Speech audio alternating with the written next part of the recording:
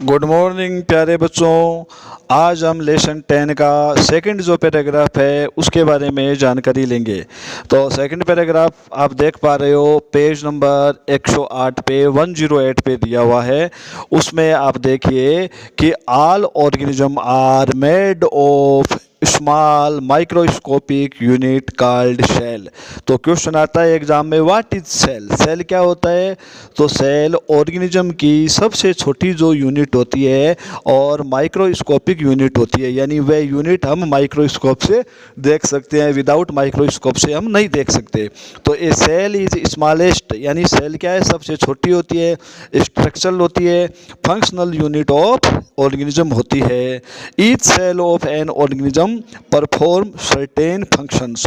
वो कुछ कार्य करती है। कौन कौन से कार्य करती है? न्यूट्रिशन का कार्य करती है, ट्रांसपोर्ट का कार्य करती है, एक्सक्रिएशन का कार्य करती है और रिप्रोडक्शन का वर्क करती है। क्वेश्चन लिख लीजिए, what is function are performed by a cell. एक सेल के द्वारा कौन कौन से फंक्शन जो है परफॉर्म किए जाते हैं, ये क्वेश्चन आप लिख लीजिए। इसका जवाब मैंने अभी आपको बताया सेकंड पैराग्राफ में, ट्रांसपोर्टेशन है, एक्सक्रिएशन है एंड रिप्रोडक्शन है। और आगे देखिए, to perform these function the cell need energy, यानी इन फंक्शन को परफॉर्म करने के लिए एनर्जी की ज़रूरत होती है। Each when we are eating, जब हम खाते हैं, सोते हैं, पढ़ते हैं, यानी वी आर ईटिंग, स्लीपिंग और रीडिंग, वी रिक्वायर एनर्जी, अपने को एनर्जी की जरूरत होती है। But we does not this energy come from, लेकिन ये एनर्जी अपन कहाँ से लाते हैं, है ना? But where does this energy come from, ये एनर्जी कहाँ से आती है? तो ये एनर्जी आती है फूड से, है ना? और फूड कहाँ पे ब्रेक डाउन होता है? अपनी सेल में ब्रेक डाउन होता है। तो यहाँ पे देखिए, ये क्वेश्चन पूछा है बुक वाले ने, कैन यू से why your parents insist that you should eat. तुम्हारे माता पिता तुम्हें खाने पर जोर क्यों देते हैं रेगुलरली, है ना, हमेशा? तो इसका जवाब क्या है? दी फूड हैज़ स्टोर्ड एनर्जी, यानी फूड में क्या होती है? एनर्जी स्टोर होती है। विच इज़ रिलीज, वो रिलीज होती है ड्यूरिंग रेस्पिरेशन, जब हम सांस लेते हैं तो ये जो एनर्जी है वो रिलीज होती है और इससे अपन बॉडी के डिफरेंट फंक्शन जो है वो करते हैं।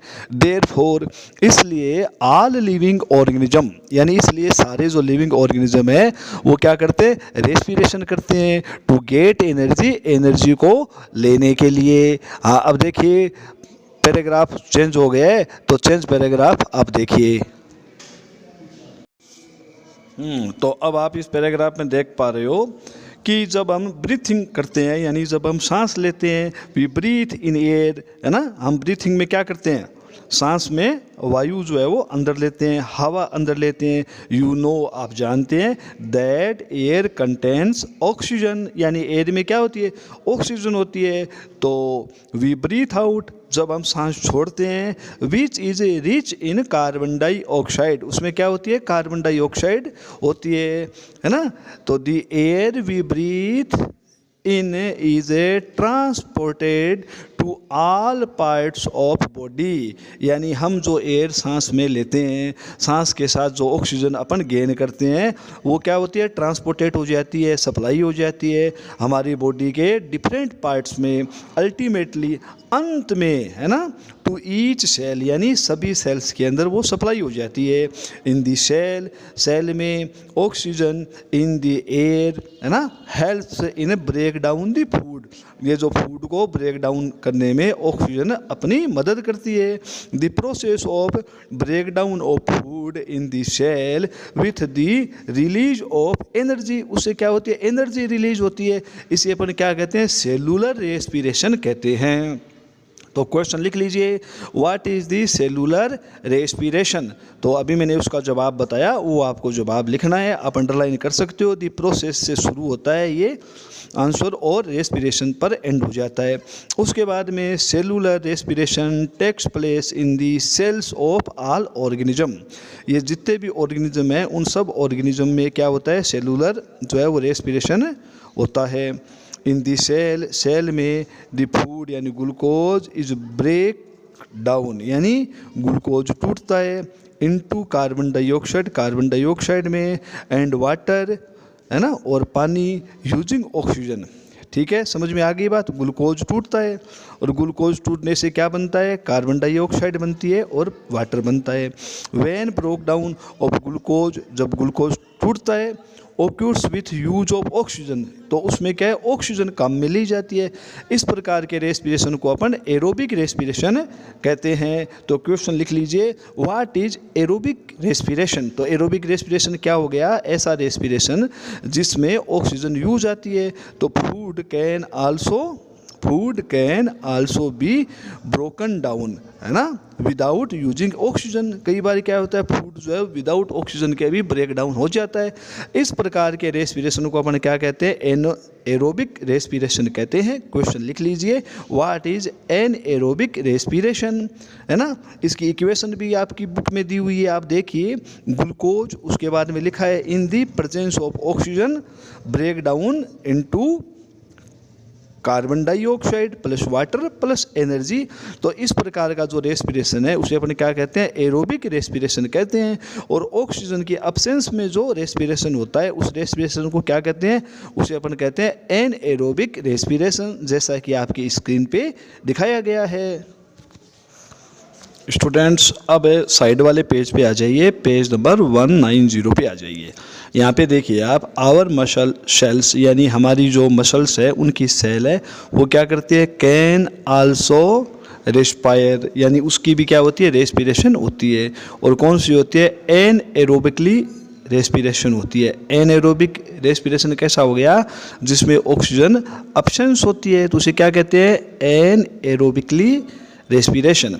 बट ये जो है वो क्या होती है, कुछ टाइम के लिए होती है, but only for a short time when there is a temporary deficiency of oxygen.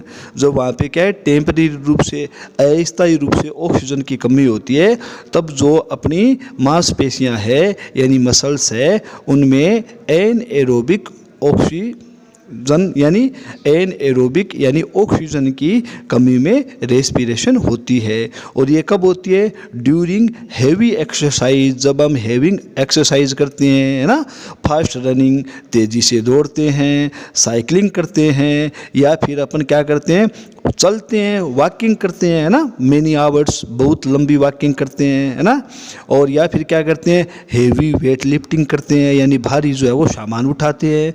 तो इससे क्या होता है, the demand for energy is high, इस समय क्या एनर्जी की डिमांड हाई होती है। But the supply of oxygen क्या होती है, but the supply of oxygen क्या होती है, यहाँ पे कम होती है। और उसके कारण क्या है, ऑक्सीजन की अब्सेंस में क्या होता है, ग्लूकोज जो है वो टूटता है।